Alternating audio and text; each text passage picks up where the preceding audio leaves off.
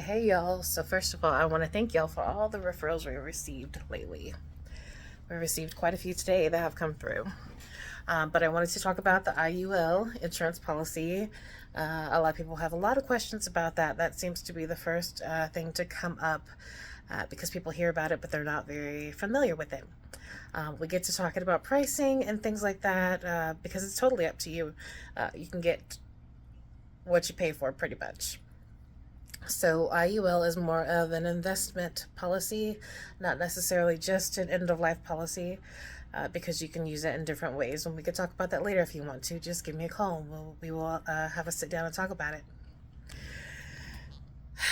So today, particularly, someone was saying that it just cost so much, but they wanted this huge policy, and I just reminded them that it's kind of like when you're picking a car.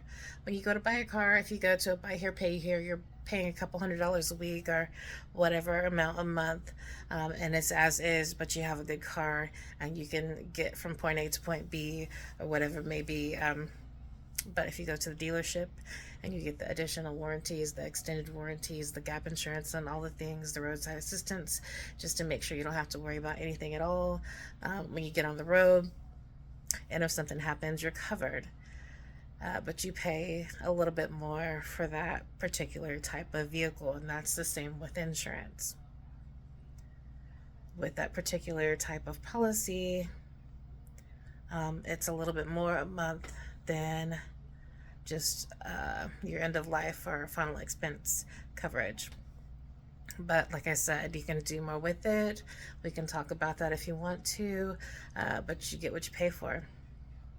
You got to think about the things that you want covered. And most of the time, when people are purchasing that type of policy, they're not looking for just end of life expenses. So, but like I said, if you want more in detail information, contact me or Iman, and we'll be happy to talk to you about it. Y'all have a good evening.